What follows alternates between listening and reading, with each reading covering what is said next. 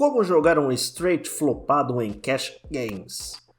Olá pessoal, aqui é a Cardmates e hoje nós vamos falar sobre o straight flopado. Imagine a seguinte situação: você fez um straight no flop, mas antes de contar o stack do seu oponente, você tem algumas decisões a tomar. Como você extrai o valor máximo do seu oponente agora? Neste vídeo vamos passar por 4 cenários de pré-flop e 2 subsituações e cobrir como você deve jogar straights em cada um. Vamos lá! Primeiro, como jogar um straight flopado após defender o Big Blind. Este é um dos pontos mais comuns em que você vai se encontrar com o straight flopado. Alguém abriu de qualquer posição, exceto o Small Blind, e você pagou do Big Blind. Nesses cenários, você deve sempre dar check raise com seu straight flopado. Repito, sempre dê check raise com straight flopado sendo Big Blind. Alguns exemplos disso podem ser 5 e 4 de paus no flop As de espadas, 2 de ouros e 3 de paus. 10 e 8 de ouros no flop Dama de paus, Valete de copas e 9 de espadas. Ir pela rota de check call vai custar muito dinheiro a longo prazo. Em média, você ganharia muito menos contra a parte mais alta do range do vilão, que está disposto a empurrar o stack inteiro, e não muito mais das mãos fracas do vilão que decidem continuar apostando no turn e no river. Isso acontece porque o seu oponente ainda pagaria com várias daquelas mãos fracas, mesmo contra o check raise. Pense em mãos como brocas e duas pontas. Isso os força a colocar mais no pote imediatamente. As outras mãos fracas que jogam de bet fold provavelmente já não iriam colocar mais dinheiro de qualquer maneira. Este seria você nos olhos de um jogador regular se você desse check call com o seu straight. Um donkey. Número 2. Como jogar um straight flopado multi-way? Esse é especialmente importante para quem joga ao vivo. Em teoria, independente se você era o agressor pré-flop ou o pagador pré-flop, eu sugiro que você sempre vá para um check raise. Alguns exemplos podem ser o check raise com as seguintes mãos quando há mais de 3 pessoas no flop.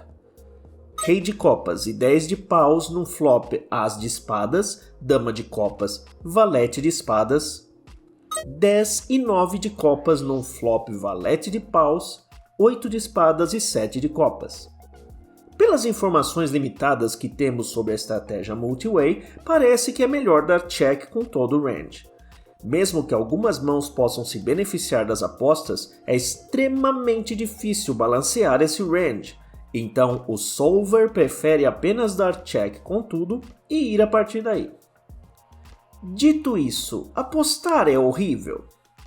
Não, eu não diria isso.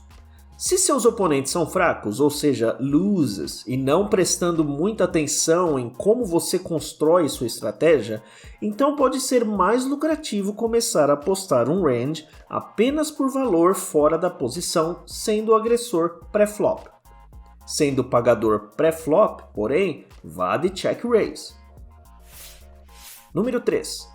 Como jogar um straight flopado em posição, sendo o apostador pré-flop? Sempre aposte, sempre aposte, sempre aposte.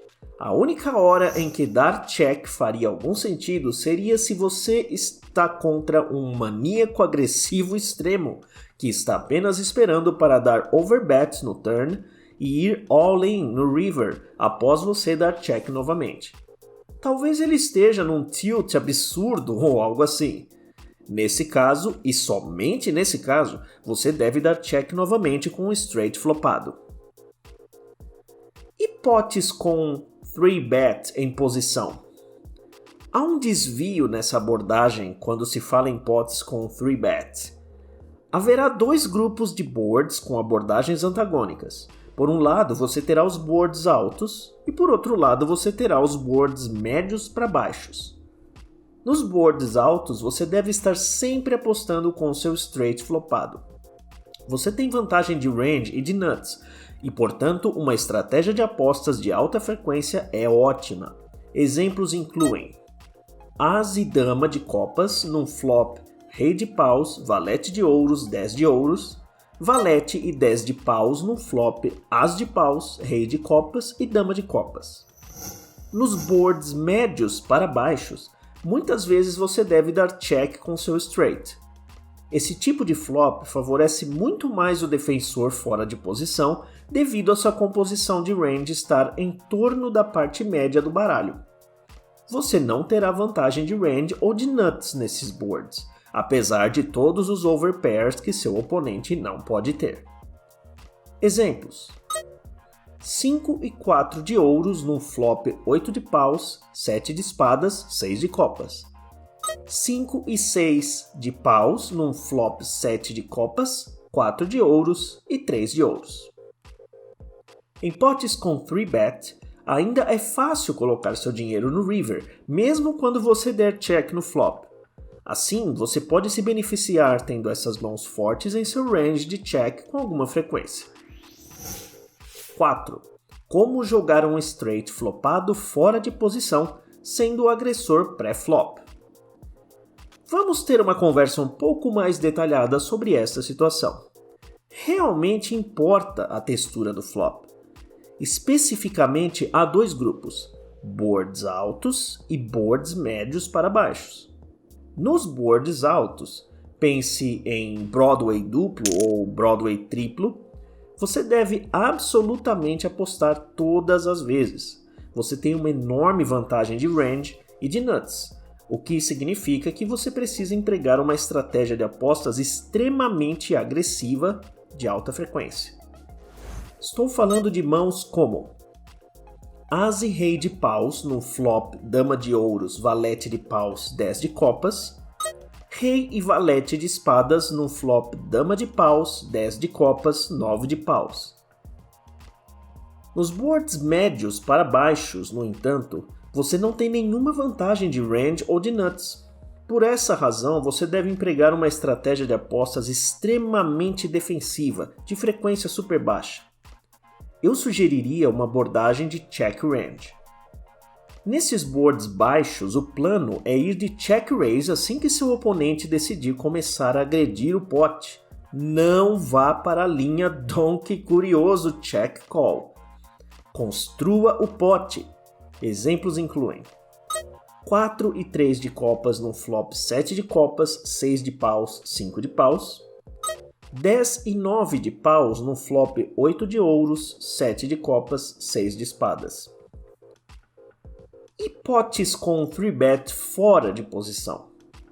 Quando se fala em potes com 3-bet, haverá dois grupos de boards com abordagens antagônicas, boards altos e boards médios para baixos. Isso é o mesmo que os potes com 3-bet quando você tinha posição sobre o adversário.